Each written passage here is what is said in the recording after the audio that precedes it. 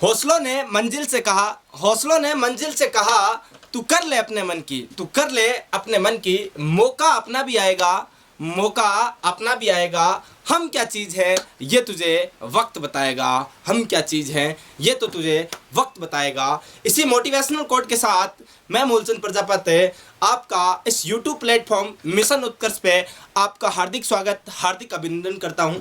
और इस सेशन में अपन बात करते हैं राजस्थान के इतिहास विषय को लेकर।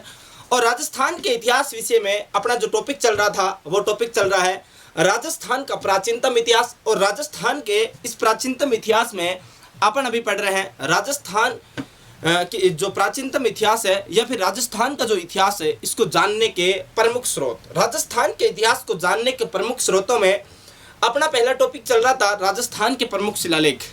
और राजस्थान के प्रमुख शिलालेखों में कल अपन ने अपराजित शिलालेख, जाना सागर प्रशस्ति और कुछ सांबर का शिलालेख के साथ अपन ने शिलालेखों का विधिवत समापन कर दिया था। और अपन ने राजस्थान के प्रमुख जो भी 25, 30, 35 जो भी शिलालेख हैं उन सभी शिलालेखों का अध्ययन इस सेशन में अपन ने कर लिया है।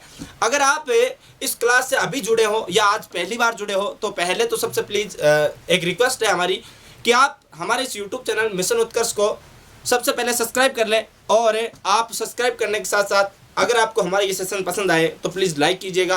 और भाई इस सेशन को पढ़ने से पहले आप अगर नए हैं, पहली बार ही है, तो आप हमारे प्लेलिस्ट में जाइएगा मिशन उत्कर्ष की, और प्लेलिस्ट में जाकर पीछे के जो इतिहास की वीडियोज़ हैं यानी कि राजस्थान के इतिहास को जानने के जो प्रमुख स्रोत हैं उन स्रोतों में जो शिलालेख की क्लासें डली हुई है उनको एक बार पढ़ लें। इतनी सी मेरी आपसे एक गुजारिश मान लो या फिर आपको सजेशन मान लो, ये समझ लेना कि अगर पहले उन क्लासों को पढ़ोगे तो आगे की जो क्लासेज है वो बहुत ज़्यादा अच्छे तरीके से आपको क्या आएगी, समझ में आएगी। आज अपन जो टॉपिक पढ़ रहे हैं वो है राजस्थान के इतिहास के प्रमुख सिक्के। हमें राजस्थान के इतिहास में सिक्कों का क्या रोल है, सिक्के अपने को पढ़ना क्यों जरूरी है, क्या ऐसे सिक्कों में ऐसी क्या क्या चीज़ें हैं जो अगर अपन नहीं पढ़े तो हो सकता है इतिहास कुछ अधूरा अधूरा सा लगे, ऐसी क्या क्या जानकारियाँ मिल गई सिक्कों से, तो उनके बारे में आज अपन इस सेशन में अध्ययन करेंगे। साथ ही अपना जो दूसरा सब्जेक्ट चल रहा है राजस्थान की कला और संस्कृति, यानी कि राजस्थान के आर्ट एंड कल्चर की बात करें तो राजस्थान के आर्ट एंड कल्चर को लेकर क्लास अपनी रेगुलर आपको मिल रही है। और अगर आपको सारी क्लासेस देखनी है वहाँ पर अभी जो टॉपिक चल रहा है वो राजस्थान के लोक देवियों को लेकर चल रहा है। और इस अगर उस सेशन में आपको राजस्थान के आर्ट एंड कल्चर पढ़नी है तो आप हमारे यूट्यूब चैनल मिशन उत्कर्ष की प्लेलिस्ट में जाना और वहाँ पर राजस्थान की कला और संस्कृति बाय मूलचंद प्रजापति नाम से एक कॉलम बना हुआ है, उसमें सर्च करना और आपको मिल जाएगी सारी क्लासेज वहाँ पर। फ्री ऑफ कॉस्ट हम आपके लिए मेहनत कर रहे हैं, तो आपसे एक छोटी सी रिक्वेस्ट कि आप हमारे यूट्यूब चैनल को सब्सक्राइब कर लीजिए, लाइक कीजिएगा और आपको जो भी सजेशन हो वो कहाँ पर शेयर कर दीजिएगा, कमेंट बॉक्स में शेयर कर दीजिएगा। तो अपन आज बात कर रहे हैं राजस्थान के प्रमुख सिक्के। अब जब सिक्कों का अध्ययन कर रहे हैं, सिक्कों की जानकारी इकट्ठा कर रहे हैं तो अपन सबसे पहले कुछ जानकारियां, सामान्य जानकारियों के बारे में पढ़ेंगे। अब राजस्थान की रियासतों के बारे में जब अध्ययन करेंगे तो राजस्थान की रियासतों में अलग अलग प्रकार के सिक्के चलाए गए। अब कौन सी रियासत में कौन सा सिक्का चलाया गया और कब कब चलाया गया इसकी जानकारी तो अपन बाद में लेंगे। आज जब सिक्कों की बात कर रहे हैं तो सबसे पहले सिक्कों का सामान्य परिचय के ऊपर चर्चा करेंगे। हाँ भाई, वे कौन कौन से सिक्के रहे जो राजस्थान में कहीं काफ़ी प्रसिद्ध रहे, यानी कि वह सिक्के जो सामान्य थे सभी रियासतों में प्रचलित थे, या फिर सिक्कों का इतिहास जानने से पहले, हाँ भाई, सिक्कों का अध्ययन करने से पहले सिक्कों का इतिहास जान लें। हाँ, सबसे पहले भारत में कौन से सिक्के आए, या फिर राजस्थान में सबसे प्राचीनतम सिक्के कौन से हैं, या फिर जो सिक्के हैं उनका जो क्रम चलता आ रहा है वो किसने चलाया, कौन कौन से राजाओं ने इन सिक्कों को प्रारंभ किया, या फिर राजस्थान के जो सिक्के हैं उनके ऊपर किस प्रकार के राजा महाराजाओं का चित्र अंकित मिलता है और राजस्थान के सबसे प्राचीनतम सिक्के कौन से हैं। इससे पहले भी अपन अध्ययन करें तो सिक्कों का अध्ययन क्या कहलाता है इसके बारे में अध्ययन करेंगे और फिर अपन आगे की ओर बढ़ेंगे। या फिर अपन यूं कह दें भाई, राजस्थान के जो सिक्के हैं इनका अध्ययन करने के लिए सबसे पहले जो पुस्तक लिखी गई वो पुस्तक कौन सी थी, या फिर ऐसे ही हर कोई अध्ययन कर लेता है क्या सिक्कों का, तो हर कोई तो नहीं कर सकता, हर कोई नहीं कर सकता, तो उनको अध्ययन करने के लिए एक पुस्तक लिखी गई होगी। और वो पुस्तक कब लिखी गई, इसके रचयिता कौन है, तो इन सभी चीज़ों के बारे में यानी कि सिक्कों के इतिहास के बारे में आज अपन सेशन में क्या करेंगे, अध्ययन करेंगे। तो लगातार बने रहिए हमारे साथ। हाँ भाई, राजस्थान के प्रमुख सिक्के। अब राजस्थान के प्रमुख सिक्कों की बात करें उससे पहले मैं बात कर रहा हूँ सिक्कों का इतिहास। हम सिक्कों का इतिहास की बात करें तो इतिहास में सबसे महत्वपूर्ण जानकारी क्या है, सबसे पहले यही जानकारी इकट्ठा करो आप तो कि सिक्कों का अध्ययन क्या कहलाता है। हाँ, सिक्के जो होते हैं इन सिक्कों का अध्ययन क्या कहलाता है। सिक्कों का अध्ययन की बात करें सिक्कों का अध्ययन की बात करें भाई, सिक्कों का अध्ययन क्या कहलाता है, तो आप लिखोगे न्यूमेस्टोमेटिक्स, हमें न्यूमेस्टोमेटिक्स,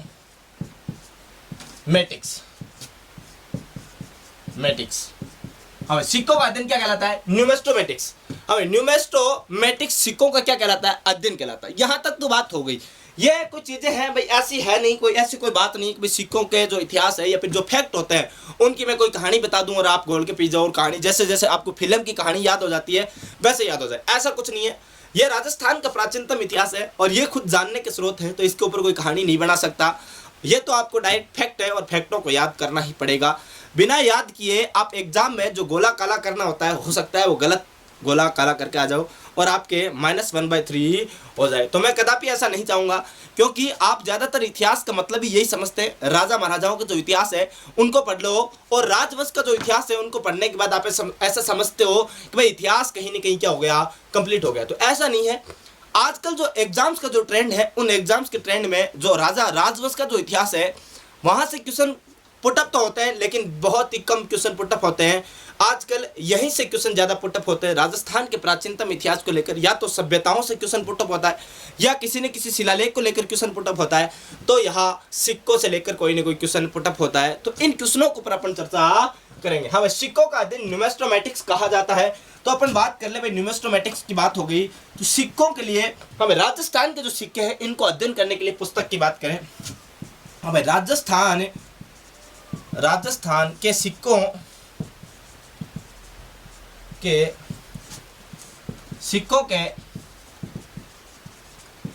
अध्ययन हेतु लिखी गई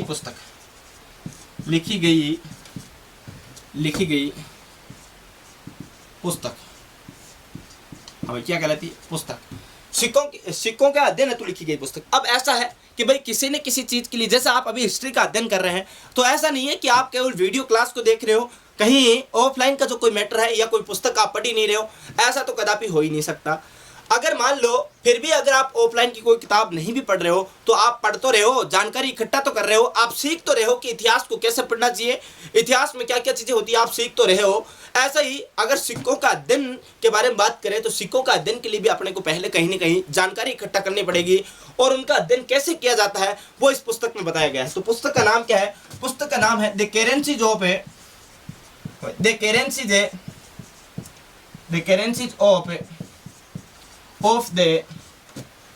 द हिंदू स्टेट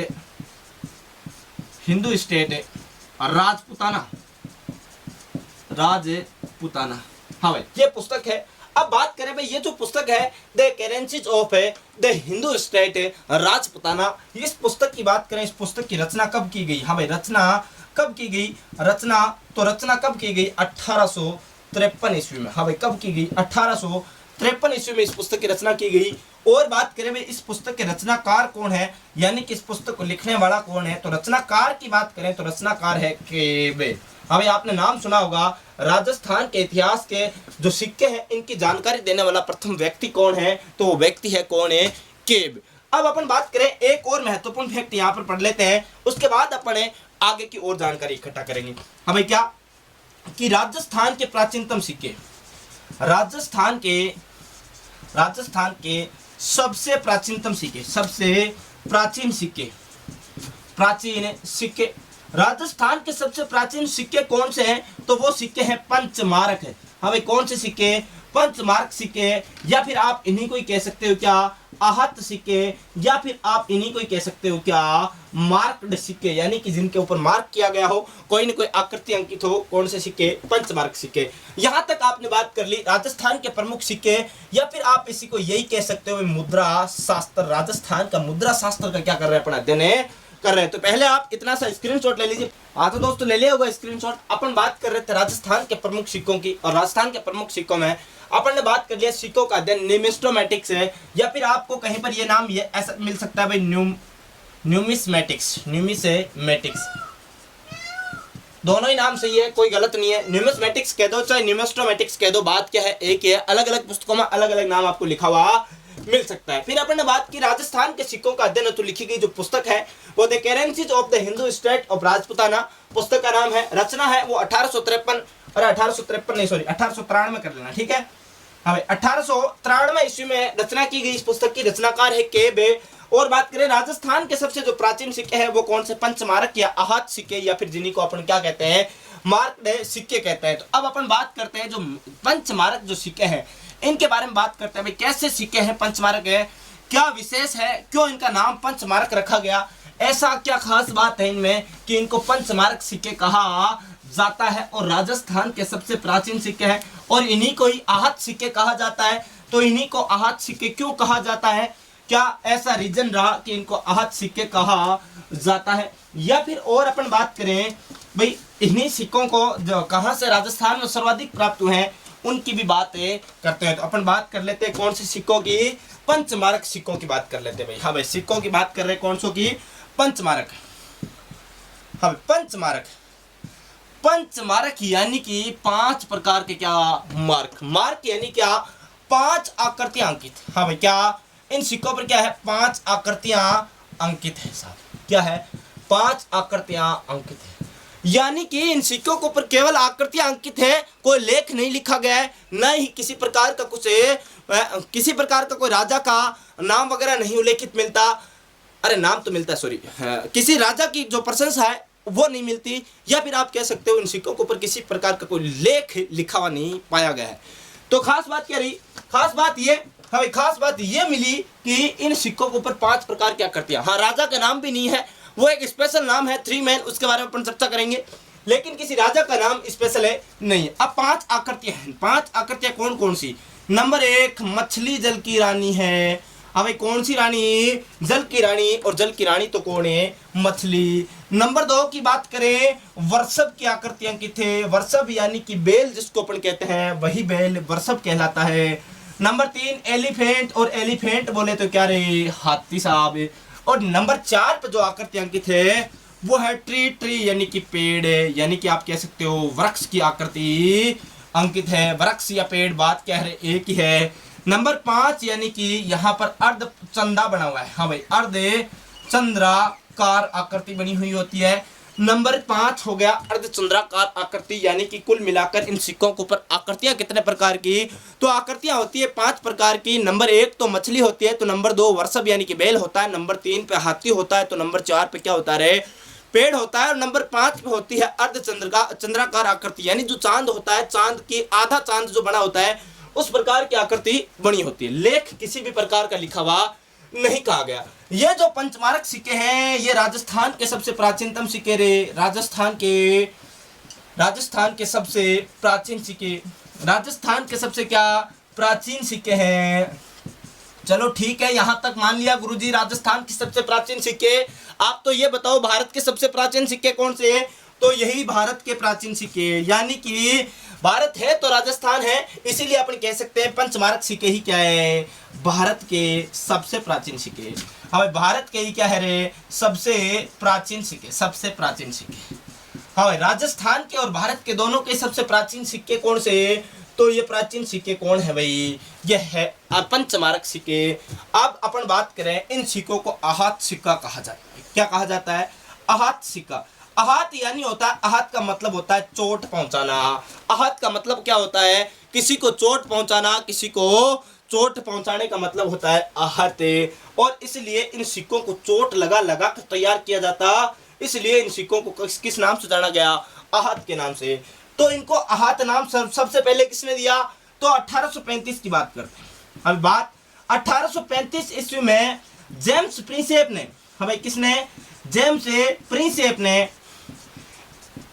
प्रिंसेप ने इनको या इन सिक्कों को आहत नाम दिया। क्या नाम दिया, आहत नाम दिया साहब। सबसे पहले आहत नाम इन सिक्कों को किसने दिया, तो सबसे पहले आहत नाम दिया था जेम्स प्रिंसेप ने। और जेम्स प्रिंसेप ने कब दिया, तो 1835 ईस्वी में इन सिक्कों को नाम दिया क्या, आहत सिक्के।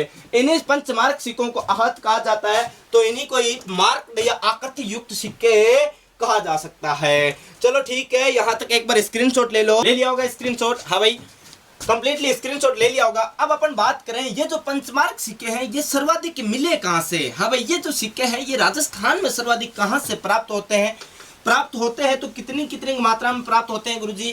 क्या एक एक दो दो सिक्का प्राप्त हुआ, या फिर एक साथ 1000-1500 प्राप्त हुए क्या, या फिर 1000-1500 से ज्यादा प्राप्त हो गए क्या? तो इन सभी क्वेश्चनों का आंसर है अभी आपको जल्द से जल्द मैं दे दूंगा। हाँ भाई, राजस्थान में सर्वाधिक ये सिक्के कहां से प्राप्त हुए? सर्वाधिक सिक्के कहां से प्राप्त?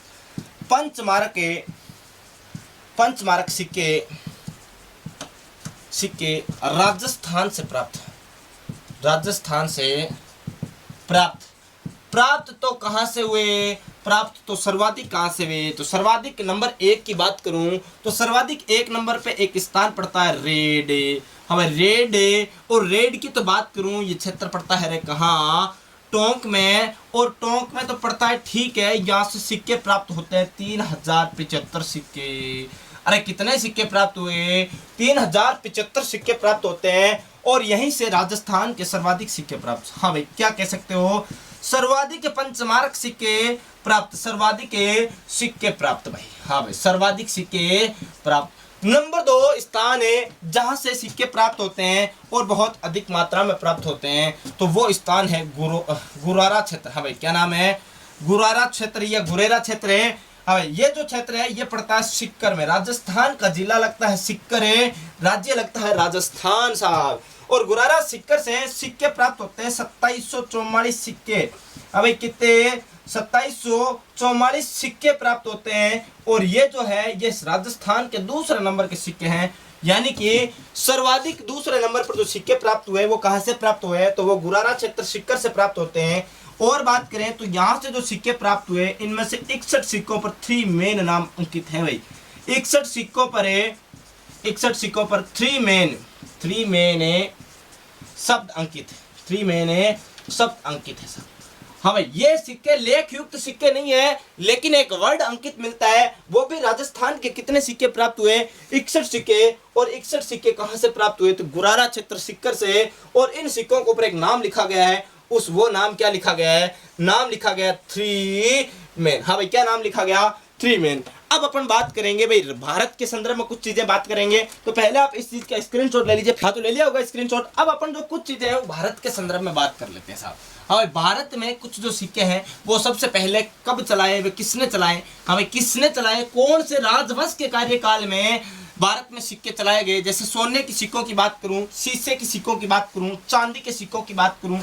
हाँ भाई, ये जो सिक्के हैं कौन कौन से राजवंश ने चलाए? या फिर सबसे पहले, यूं कहूं सबसे पहले, कई बार सीधा क्वेश्चन पूछ लिया जाता है कि भाई सोने के सिक्के भारत में कौन से शासनकाल में चलाए गए, या फिर कौन से राजाओं ने सर्वप्रथम सोने के सिक्के चलाए? तो अपन बात करें, हमें भारत के संदर्भ में बात करें, क्योंकि जब राजस्थान की बात कर रहे हैं तो भारत की बात नहीं करें, ऐसा कदापि नहीं हो सकता। क्योंकि भारत है तो राजस्थान है, और राजस्थान है तो हम है, और हम है तो सरकारी नौकरी है साहब। यही बात है, इसीलिए अपन बात कर ले भारत के संदर्भ में। तो सबसे पहले भारत के सबसे प्राचीनतम सिक्के, भारत के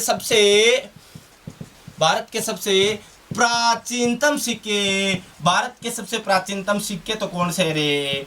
पंचमारक सिक्के हैं। कौन से सिक्के? पंचमारक सिक्के हैं साहब, भारत के सबसे प्राचीनतम सिक्के। अब बात करूं, ये जो पंचमारक सिक्के हैं ये कई बार तो आपको चांदी के मिलते हैं, तो कई बार रजत के मिलते हैं, तो कई बार सोने के मिलते हैं, तो कई बार सिक्के जो है ये शीशे के मिलते हैं। यानी कि कोई फिक्स धातु के ये सिक्के बनाए नहीं गए, हर किसी धातु के सिक्के बना दिए गए और चोट पहुंचाकर इन सिक्कों को बनाया गया। इसलिए इन सिक्कों को आहत सिक्कों के नाम से जाना जाता है साहब। अगली बात करूं भाई, भारत में सबसे पहले सोने के सिक्के किसने चलाए? हाँ भाई, सोने के सिक्के सर्वप्रथम किसने चलाए? सर्वप्रथम किसने चलाए? तो सोने के सिक्के सर्वप्रथम की बात करूं तो किसने चलाए रे? कुषाण शासकों ने चलाए। हाँ भाई, किसने चलाए? कुषाण शासकों ने सर्वप्रथम भारत में कौन से सिक्के चलाए? सोने के सिक्के चलाए, कुषाण शासकों ने चलाए साहब।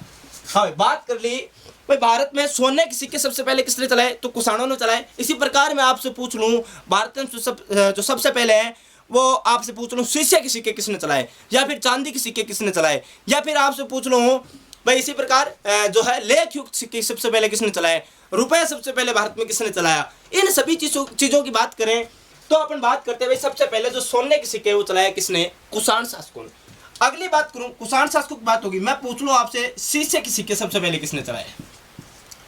अब कौन से? शीशे के सिक्के। शीशे के सिक्के सर्वप्रथम, शीशे के सिक्के सर्वप्रथम किसने चलाए? तो मेरा आंसर होगा सातवाहन शासकों ने। सातवाहन शासकों ने कौन सा सिक्का चलाया? सबसे पहले शीशे का सिक्का चलवाया। हाँ, अगला मैं इसी प्रकार आपसे क्वेश्चन कर लूं कि भारत में सबसे पहले चांदी का सिक्का किसने चलाया?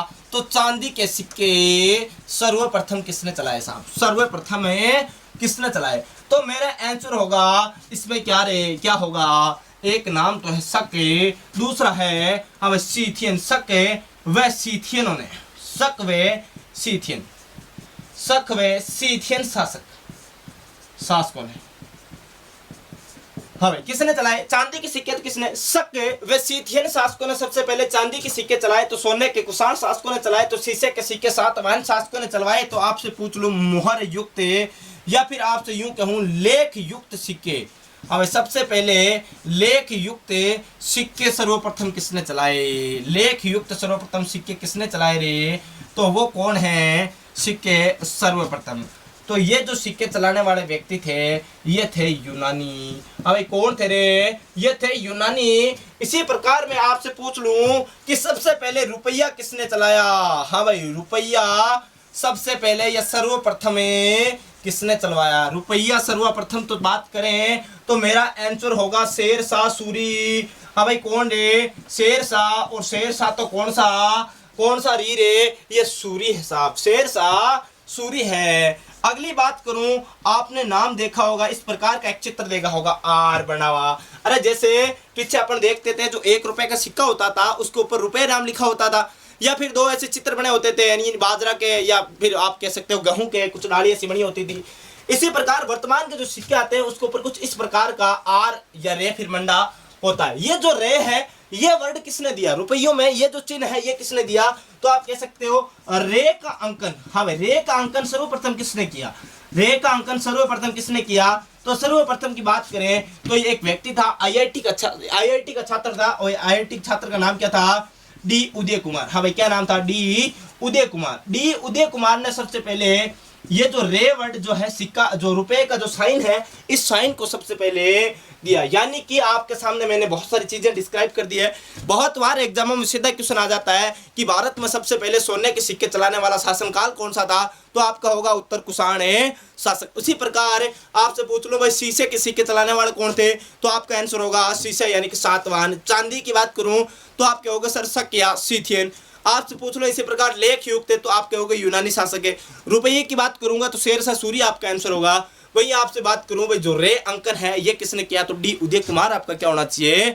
उत्तर होना चाहिए। इस प्रकार अगली जो कुछ और महत्वपूर्ण जो चीजें हैं, यानी कि अपन जो कुछ महत्वपूर्ण जो सिक्के हैं उनकी बात करेंगे। राजस्थान में कहाँ से मिले हैं, कहाँ से प्राप्त हुए, या फिर उनके क्या क्या महत्व है, तो उन कुछ एक महत्वपूर्ण सिक्कों की बात करेंगे। अपन आज राजवंश के सिक्कों का अध्ययन नहीं करेंगे, आज अपन केवल सिक्कों के इतिहास की बात करेंगे और कुछ महत्वपूर्ण जो सिक्के हैं जो ऑल ओवर राजस्थान में प्रचलित थे या फिर किसी बाहरी व्यक्ति के द्वारा थोपे गए थे, इन सिक्कों के इतिहास के अपन क्या कर रहे हैं? अध्ययन कर रहे हैं। और कल की जो क्लास होगी उसमें अपन विधिवत रूप से क्या करेंगे? अध्ययन करेंगे भाई जो राजस्थान के सिक्के हैं वो रियासत वाइज सिक्कों का अध्ययन करेंगे। तो आज के लिए पहले आप इस चीज का स्क्रीनशॉट ले लीजिए। तो ले लिया होगा स्क्रीनशॉट। दोस्तों थोड़ी सी लाइटिंग की प्रॉब्लम चल रही है तो कोई बात नहीं है, आप एडजस्ट कर लेना थोड़ा सा। बाकी बोर्ड पे आपको साफ साफ दिखाई दे रहे हैं, कोई दिक्कत वाली बात है नहीं। थोड़ी सी क्वालिटी थोड़ी डाउन है क्योंकि लाइटिंग की प्रॉब्लम जब हो जाती है तो थोड़ी सी प्रॉब्लम आती है, ज़्यादा कोई दिक्कत वाली बात है नहीं। तो बाकी आप लगातार बने रहिए भाई। लाइट का तो अभी कोई कुछ कर नहीं सकते। अभी हम देखो अभी नया नया सिस्टम शुरू है तो नए नए में इतना वो भी नहीं है कि भाई इन्वर्टर वगैरह की, भारी इन्वर्टर की सुविधा है नहीं आपके लिए। बाकी थोड़ा बहुत जैसे जैसे काम चल रहा है तो अभी के लिए काम चलाओ आप। और बाकी अपन अब बात करेंगे भाई जो सिक्के हैं, इन सिक्कों की बात करें तो इन सिक्कों में कुछ विशेष महत्वपूर्ण जो सिक्के हैं इन सिक्कों के ऊपर चर्चा करेंगे। भाई महत्वपूर्ण का मतलब क्या हुआ? जैसे कुषाणकालीन सिक्कों की बात करेंगे, गुप्तकालीन सिक्कों की बात करेंगे, एलची सिक्कों की बात करेंगे, गधिया सिक्कों की बात करेंगे, या फांदिया जो सिक्के हैं इनके बारे में बात करेंगे। यानी अभी अपन बात कर रहे हैं राजस्थान के जो सिक्के हैं इनका सामान्य परिचय बात कर रहे हैं। जो रियासतकालीन जो सिक्के हैं उनकी अपन अगली क्लास में जिक्र करेंगे। तो सबसे पहले आपसे बात करना चाहूँगा गुप्तकालीन सिक्कों पर। हमें कौन से सिक्के हैं? तो सिक्के हैं गुप्तकालीन। हमें कौन सा? गुप्तकालीन सिक्के। गुप्तकालीन सिक्के। अब गुप्तकालीन सिक्कों की बात करें भाई, ये जो गुप्तकालीन सिक्के ये राजस्थान में कहाँ से प्राप्त हुए? सबसे पहले तो कब प्राप्त हुए? 1948 ईस्वी में प्राप्त। कब प्राप्त हुए? 1948 में। कहाँ से प्राप्त हुए, यही तो बात है ध्यान रखने वाली। अब एक गांव पड़ता है हुल्लनपुरा, हमें गांव है हुल्लनपुरा और तहसील पड़ती है बयाना, और बयाना की बात करें तो ये पड़ता है भरतपुर में। कहाँ पे पड़ता है? भरतपुर में। यानी कि हुल्लनपुरा गांव, बयाना तहसील, भरतपुर से ये सिक्के प्राप्त हुए। और आप याद रखना यहीं से राजस्थान के सर्वाधिक गुप्तकालीन सिक्के प्राप्त हुए। अब सर्वाधिक प्राप्त क्या प्राप्त है? सर्वाधिक प्राप्त, यानी कि जो सर्वाधिक प्राप्त का मतलब क्या हुआ? गुप्तकालीन जो सिक्के हैं वो सर्वाधिक कहां से प्राप्त हुए? हुल्लनपुरा गांव, बयाना तहसील, भरतपुर से प्राप्त हुए। अगले आप ध्यान रखना कुषाणकालीन सिक्के। हमें क्या? कुषाणकालीन सिक्के। कुषाणकालीन सिक्के, इन सिक्कों की बात करूं तो इन सिक्कों को पहली बात तो मरिंडो कहा जाता है। हमें क्या कहा जाता है? मेरिंडो कहा जाता है। इन्हीं सिक्कों को क्या कहा जाता है? मेरिंडो कहा जाता है। हमें आपसे पूछ ले मेरिंडो सिक्के कौन से सिक्के, तो आप क्या बताओगे? कुषाणकालीन सिक्के। अब बात करें ये जो सिक्के हैं ये पहली बात तो प्राप्त कब हुए, तो आपको आंसर होगा 1953-54 ईस्वी में। हाँ भाई, कब प्राप्त हुए? 1953-54 ईस्वी में प्राप्त हुए। लेकिन प्राप्त कहां से हुए, तो आपका उत्तर होगा हनुमानगढ़ से प्राप्त हुए। कहां से प्राप्त हुए? हाँ भाई, हनुमानगढ़ से प्राप्त हुए। हनुमानगढ़, हनुमानगढ़। और हनुमानगढ़ में भी कहां से, तो रंग महल से प्राप्त हुए। हाँ भाई, रंग महल से प्राप्त हुए हनुमानगढ़ में, जिनको मेरिंडो कहा जाता है। और कुषाणकालीन क्या है? ये सिक्के हैं। तो गुप्तकालीन सिक्कों की बात कर ली, कुषाणकालीन सिक्कों की बात कर ली। अगले और कुछ महत्वपूर्ण सिक्कों के बारे में बात करते हैं। पहले इस चीज का स्क्रीनशॉट ले लीजिए, तो ले लिया होगा स्क्रीनशॉट। अगले कुछ सिक्कों की बात करें भाई, जो सिक्के हैं जो राजस्थान में लगभग अपन कह सकते हैं मध्यकालीन की बात करें भाई, मध्य जो कालीन है, मध्यकाल जो राजपूताना युग था, उस युग में जो प्रचलित सिक्के थे उन सिक्कों की बात करते हैं। मैंने कहा अभी सिक्कों का अपन क्या बात कर रहे हैं? सामान्य परिचय। और सामान्य परिचय में कुछ सिक्कों की अपन जानकारी इकट्ठा कर रहे हैं। जैसे अपन ने बात की गुप्तकालीन सिक्के, जैसे अपन ने बात की कुषाणकालीन सिक्के, वैसे ही एक सिक्का है फंदिया सिक्का। हाँ भाई, सिक्के का नाम क्या? फंदिया सिक्का। और इस फंदिया सिक्के की बात करूं तो ये फंदिया जो सिक्का है ये कब प्रचलित था, तो अपन बात करें चौहान काल के पतन की बात करें। हाँ दोस्तों, लाइटिंग की जो प्रॉब्लम थी वो सॉल्व हो चुकी है, लाइट आ चुकी है और अब आपके सामने ब्राइटनेस पहले जैसी हो चुकी होगी। तो फंदिया सिक्के की बात करें, हमें फंदिया सिक्का क्या था? राजस्थान में प्रचलित, यानी कि संपूर्ण राजस्थान में स्वतंत्र रूप से प्रचलित मुद्रा थी मध्यकाल में। मध्यकाल में कब से बात करें? हमें चौहान जो काल है, चौहान काल के पतन से लेकर लगभग 1540 ईस्वी तक ये राजस्थान में स्वतंत्र रूप से प्रचलित सिक्का था। 1540 की बात करें, उसके बाद शेरशाह आ गया था, शेरशाह ने रुपया चालू कर दिया था, आपको पता है ना।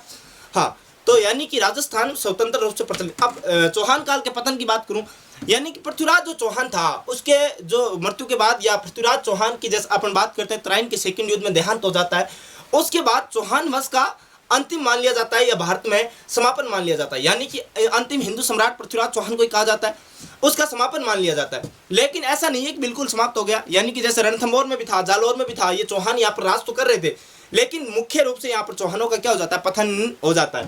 तो अपन बात करें भाई जो फंदिया सिक्का, इसकी बात करें चौहानों के पतन से, चौहानों के पतन से यानी आप कोष्टक में लिख लेना लगभग 1200 ईस्वी, चौहानों के पतन से लेकर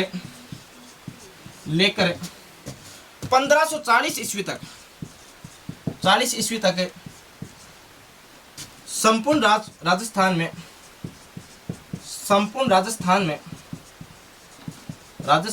स्वतंत्र रूप से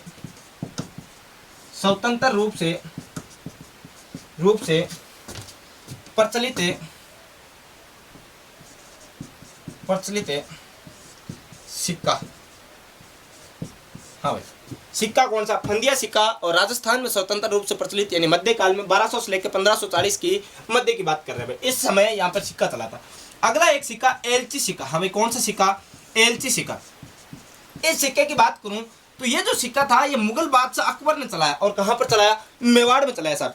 मेवाड़ के ऊपर एक जबरदस्ती सिक्का थोप दिया गया कि आपको ये सिक्का चलाना ही पड़ेगा, और मेवाड़ की आर्थिक व्यवस्था में अगर आपको ये सिक्का शामिल नहीं किया तो मेवाड़ को एक उचित दंड दिया जाएगा, एक मेवाड़ के साथ क्या हो जाएगी? दुश्मनी हो जाएगी। हाँ भाई, अकबर ने चित्तौड़ पर जो पहला साका किया था उसी साके के समय यहाँ पर ये सिक्का थोप दिया। तो सिक्का कौन सा? एलची सिक्का। यानी आप कह सकते हो मेवाड़ रियासत में, हाँ भाई, मेवाड़ रियासत में अकबर द्वारा हाँ, मेवाड़ रियासत में मुगल बादशाह अकबर द्वारा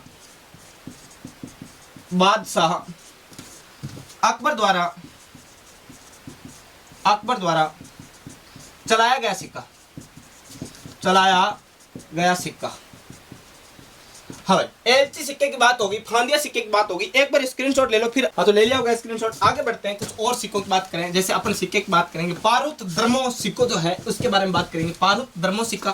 फिर अपन बात करेंगे गदिया सिक्के की। और यहाँ पर लगभग जो सिक्कों का इतिहास की बात करें, यानी कि महत्वपूर्ण जो राजस्थान के सिक्के उनकी बात हो जाएगी। फिर जो रियासतकालीन जो सिक्के उनके बारे में बात करेंगे। अभी अपन बात करें पारुत धर्मो। अब सिक्का है कौन सा? पारुत धर्मो सिक्का। इस सिक्का की बात करें तो ये जो सिक्का है ये चलाया किसने? तो ये चलाया था मालवा की बात करूं तो एमपी में पड़ता है भाई। कहां पर पड़ता है? मालवा के परमार शासकों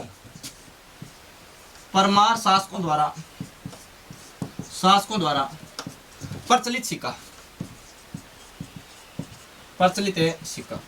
भाई वर्तमान में तो मालवा एमपी में पड़ता है, लेकिन उस समय मालवा राजपूताना का एक हिस्सा हुआ करता था। और इसी समय यहाँ पर मालवा पर परमार शासकों का अधिकार था। तो परमार शासकों ने एक सिक्का चलाया जो कि पूरे राजस्थान में, लगभग संपूर्ण राजस्थान में, संपूर्ण राजपूताना में स्वतंत्र अस्तित्व के साथ सिक्का चलता, और इसका नाम था पारुत धर्मो। अगला जो सिक्का है उसका नाम है गदिया सिक्का। भाई कौन सा सिक्का? गदिया सिक्का। अब इस गदिया सिक्का को लेकर बहुत सारे इतिहासकारों में कंफ्यूजन है। कुछ तो कह रहे हैं कि भाई इस पर गधे जैसी आकृति अंकित थी सिक्के के ऊपर, इसलिए इसको गदिया सिक्का कहा गया। कुछ कह रहे हैं कि भाई ये जो सिक्का है वो गधे के मुख के समान सिक्का था, इसलिए इसको क्या कहा गया? गदिया सिक्का कहा गया। अब उस कंफ्यूजन से अपने को कोई लेना देना नहीं है। अपन उस चीज की बात करेंगे जिस पर सभी इतिहासकारों के मत क्या हो, सहमत हो, वहीं पर बात करेंगे। तो ये जो गदिया सिक्का है ये कैसा, क्या गधे के मुख के समान आकृति वाला सिक्का है या गधे की आकृति अंकित थी? तो आपको याद रखना है गधे, हाँ भाई, गधे के मुख के समान आकृति वाला सिक्का।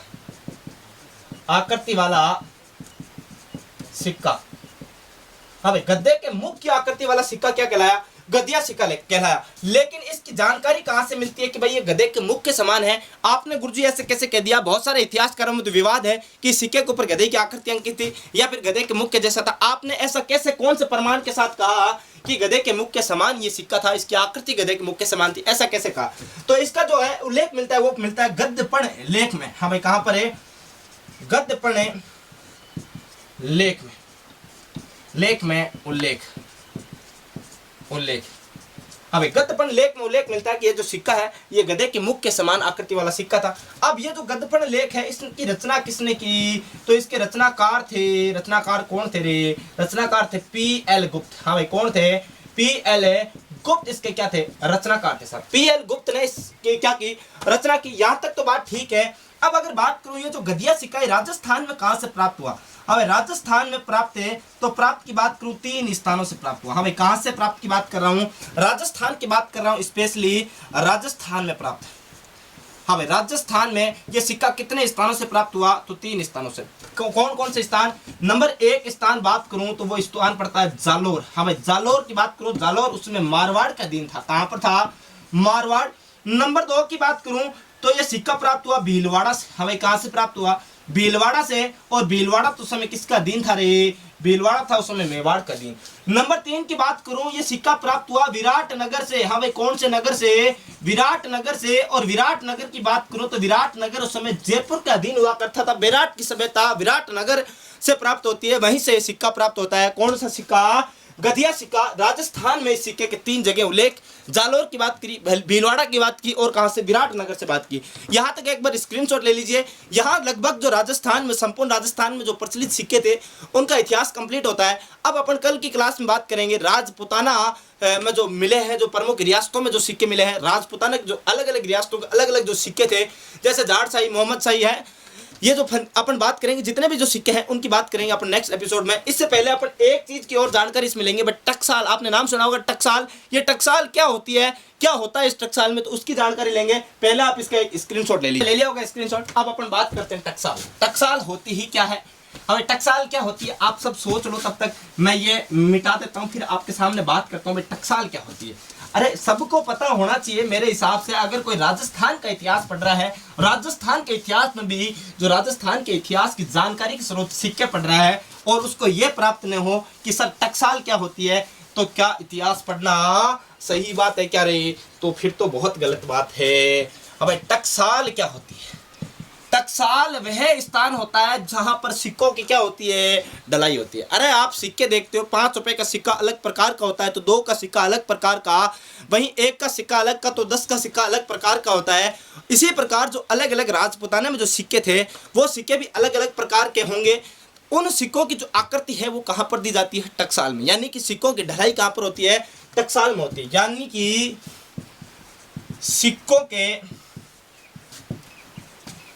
निर्माण का स्थान, निर्माण या फिर यूं कहूं ढलाई का स्थान, ढलाई का स्थान, यानी कि जहां पर सिक्के बनाए जाते हैं उस स्थान को किस नाम से जाना जाता है, टकसाल के नाम से जाना जाता है। तो राजस्थान में सबसे पहली टकसाल कहां पर बनाई गई?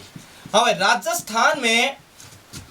राजस्थान में सर्वप्रथम टकसाल, राजस्थान में सर्वप्रथम टकसाल निर्माण कहां पर हुआ? तो टकसाल का निर्माण हुआ था जयपुर राज्य में, या फिर यूं कहूं उस समय के आमेर में। हाँ भाई, कहां पर हुआ? जयपुर, या फिर आप उस समय का क्या कह सकते हो, आमेर कह सकते हो। और इस टकसाल का नाम क्या था रे? इस टकसाल का नाम था सवाई जय सिंह।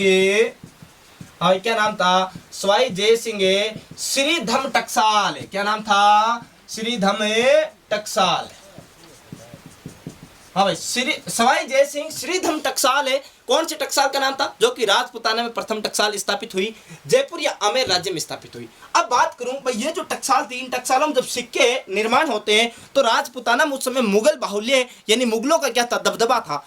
इसलिए जो राजपुताना के सिक्के होते हैं उनके ऊपर मुगल बादशाह का क्या लिखा जाता था, नाम लिखा जाता था। यानी कि आप लिख सकते हो राजस्थान के सिक्कों पर, राजस्थान के सिक्कों पर मुगल बादशाह का नाम अंकित होता, मुगल बादशाह का नाम अंकित, बादशाह का नाम अंकित होता था, अंकित होता। अब मुगल बादशाह का नाम अंकित होता, लोग वैसे ही परेशान थे, लेकिन क्या कर सकते थे? मुगलों का आधिपत्य जो था, मुगलों की सत्ता जो स्वीकार कर रखी थी राजपुताना के राजाओं ने, इसीलिए इन मुगलों का नाम चलता राजपुताना के सिक्कों पर।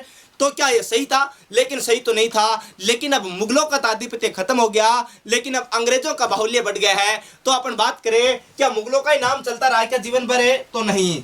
बात करें 24 मई की बात करूं और सन 1858 ईस्वी की बात करूं, तो इस समय की बात करूं 24 मई 1858 ईस्वी के बाद सिक्कों पर, यानी राजपुताना के सिक्कों की बात कर रहा हूं, सिक्कों पर महारानी विक्टोरिया का नाम अंकित है। हाँ भाई, महारानी विक्टोरिया, और महारानी विक्टोरिया कहाँ की थी? ब्रिटेन की थी। महारानी विक्टोरिया का नाम अंकित। हाँ भाई, अब क्या हो गया? अब मुगल बादशाह का नाम तो हट गया यहाँ से, लेकिन अब नाम किसका लग गया? अब महारानी विक्टोरिया का यहाँ पर नाम लग गया। एक बार स्क्रीनशॉट ले लो, फिर बात करते हैं थोड़ी सी और है। हाँ, ले लिया होगा स्क्रीनशॉट आपने। तो अब बात करूं भाई, अपना जो आज का जो सिक्कों का जो थोड़ा बेसिक जो परिचय था वो अपन ने इस क्लास में पढ़ ली। अब अपन जो अगले जो सिक्के हैं, कल की क्लास में अपन बात करेंगे जो राजस्थान के महत्वपूर्ण जितने भी सिक्के हैं उन सिक्कों की बात करेंगे अगली क्लास में। और राजपुताना में अलग अलग रियासतों में अलग अलग प्रकार के सिक्के चलते हैं, उन सभी सिक्कों की बात करेंगे नेक्स्ट क्लास में। तो आज के लिए अपन इतना ही अध्ययन करेंगे। तो एक छोटी सी रिक्वेस्ट मेरी लास्ट समय आपसे कि अगर आप हमारे इस यूट्यूब चैनल मिशन उत्कर्ष पे नए हैं तो प्लीज़ अपने परिवार का सहयोग कीजिए और इस परिवार को सबसे पहले आप सब्सक्राइब कर लीजिएगा, और बगल में ही बेल आइकन का घंटा है उसको प्रेस करना कदापि ना भूलें। और एक छोटी सी विनती और मेरी आपसे कि अगर आपको हमारे ये सेशन पसंद आ रहा है तो प्लीज़ लाइक करना कदापि ना भूलें, और आपके जो भी सुझाव हो कमेंट बॉक्स में प्रेषित कर दीजिएगा। हम आपके लिए सदा तत्पर रहेंगे। तो आज के लिए आज्ञा दीजिए। धन्यवाद, नमस्कार।